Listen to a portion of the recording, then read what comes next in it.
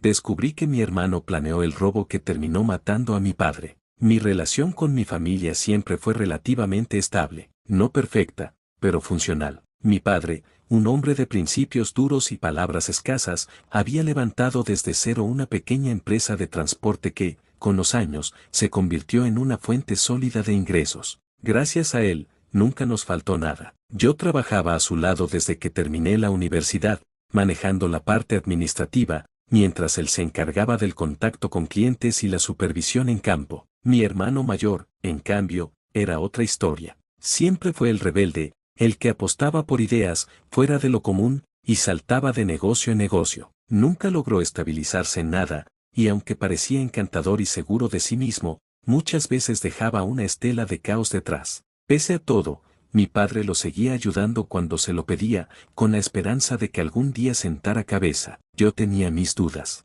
Siempre lo vi como alguien que tomaba más de lo que daba, pero por respeto a mi padre, me mantuve al margen de sus decisiones. Hasta que todo cambió. Fue un viernes por la tarde. Mi padre había salido a hacer unas vueltas y nunca regresó. La policía nos informó que fue víctima de un asalto violento, un intento de robo, según ellos. Lo golpearon brutalmente y lo dejaron tirado en una calle desolada. Murió antes de llegar al hospital. El impacto fue demoledor. Yo me quedé en shock, incapaz de asimilar lo que estaba escuchando. Mi hermano, por otro lado, lloraba como un niño, más que cualquier otro. No me pareció extraño en ese momento, pero días después empecé a notar cosas que no cuadraban. Primero, su actitud. En el velorio estaba desconsolado, sí, pero también había momentos en que lo notaba tenso, distraído, como si su mente estuviera en otro lado. Luego, me di cuenta de que comenzó a presionar con el tema de la herencia. Mi padre había dejado la empresa, la casa, cuentas bancarias, y mi hermano quería vender todo lo más rápido posible. Tenemos que reorganizar la vida, me decía, pero algo me olía mal. Fue un comentario de mi tío lo que encendió mi alarma. Me dijo, en voz baja, ¿sabías que tu hermano hace poco pidió un préstamo a un tipo muy turbio de la ciudad? Hablaban de montos altos. Ten cuidado, no me gusta cómo se mueve. Entonces entendí que tenía que actuar. Empecé a hacer preguntas, a revisar papeles, llamadas, mensajes. Y cuanto más escarbaba, más evidente se hacía que la muerte de mi padre no había sido un simple asalto al azar. Descubrí que días antes del asesinato, mi hermano había recibido una amenaza. Un mensaje en su teléfono que decía, si no tienes la plata para el viernes, ya sabes lo que pasará. Nosotros sí sabemos dónde vive tu padre. Eso fue el punto de quiebre. Todo cobró sentido. Mi hermano debía dinero, mucho dinero, y esa deuda estaba vinculada a una organización criminal. La idea me destrozó. ¿Hasta qué punto había llegado su desesperación? Fue entonces cuando tomé la decisión, descubrir la verdad completa. No podía permitir que mi padre muriera como un simple número más en las estadísticas. Y debía saber hasta dónde había llegado la traición de mi propio hermano. La investigación personal que emprendí fue oscura, solitaria y dolorosa. No podía confiar en nadie, mucho menos en mi familia, que todavía pensaba que la muerte de papá había sido un terrible accidente urbano. Pero yo sabía que no lo fue, no después de haber leído aquel mensaje, no después de descubrir que mi hermano había retirado una suma importante de dinero del negocio de papá sin avisar a nadie, justo una semana antes del asesinato. Usé todo lo que tenía a mi alcance. Contacté a un viejo amigo de la universidad que trabajaba en ciberseguridad y le pedí, sin entrar en muchos detalles, que me ayudara a recuperar mensajes eliminados del celular viejo de mi padre, que milagrosamente conservábamos. Lo había encontrado en su caja fuerte, junto con algunos documentos de seguros y una nota escrita a mano con cifras que no tenían sentido, hasta que crucé la información con los retiros de dinero que había hecho mi hermano. La cifra coincidía exactamente. En paralelo, fui a hablar con uno de los empleados más antiguos de la empresa. Le pregunté, con cuidado, si en los últimos meses mi padre había mostrado preocupación o cambiado rutinas. Me confesó que sí, que había estado paranoico, pidiendo cambiar rutas de transporte, evitando salir solo, y que incluso mencionó que estaba considerando poner cámaras nuevas en la oficina, por si pasaba algo. No se lo dije en voz alta, pero ya estaba convencido. Mi hermano sabía que la amenaza era real. Sabía que venían por mi padre, y no hizo nada. Tal vez incluso dio el visto bueno para que lo hicieran. Tal vez ese retiro de dinero fue parte del trato para que no tocaran a nadie más. Era difícil de probar, pero no imposible. mi amigo finalmente recuperó los mensajes del celular de mi padre, entre ellos, uno de mi hermano, enviado 3 días antes de su muerte, decía: papá, por favor, no salgas el viernes. Quédate en casa, tengo que resolver algo, no hagas preguntas. Mi padre no respondió. Ahí supe que no solo estaba implicado, estaba dentro del plan. Quizás sintió remordimiento a última hora, o quiso protegerlo al final, pero ya era tarde. Ese mensaje era el rastro de una conciencia sucia, no de un plan noble. Mi padre murió ese viernes. Fui a enfrentar a mi hermano. No llevé grabadoras, no lo llevé a la policía. Solo fui con rabia, dolor, y un nudo en la garganta. Lo encontré en el apartamento de mamá, que él usaba de vez en cuando. Estaba solo. ¿Por qué lo hiciste? Le solté sin rodeos. Él intentó hacerse el desentendido, pero su mirada lo delataba. Le mostré los mensajes,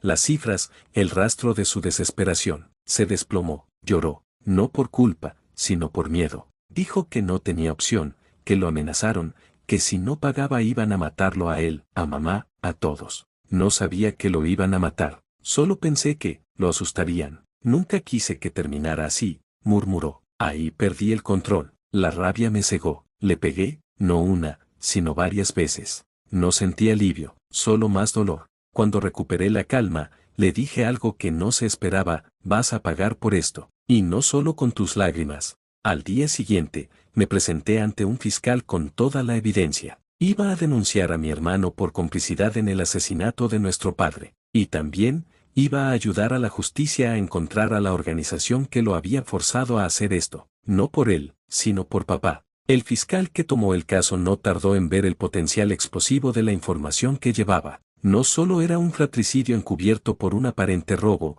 sino que además podía destapar una red de crimen organizado con vínculos en lavado de dinero, apuestas ilegales y sicariato. Yo no tenía experiencia en temas legales, pero sabía que lo que mi hermano había hecho no era simplemente un error, era una cadena de crímenes encubiertos detrás del miedo y la codicia. Acordamos que colaboraría como testigo clave. Gracias a mi relación con él, y la carga emocional del caso, podrían obtener confesiones y posiblemente conexiones con otros implicados en la red. Lo primero fue detener a mi hermano. Lo arrestaron en su casa, sin cámaras, sin escándalo. El fiscal quería mantenerlo bajo discreción para no alertar al resto de la organización. Durante el interrogatorio, él terminó quebrándose. No solo confirmó su implicación en el trato que facilitó la muerte de papá, sino que también reveló los nombres de los contactos que le ofrecieron el acuerdo. Eran miembros de una red de apuestas ilegales que operaba desde hacía años, disfrazada de casas deportivas. Papá había descubierto el desfalco en sus cuentas y había amenazado con ir a las autoridades, sin saber que eso firmaba su sentencia.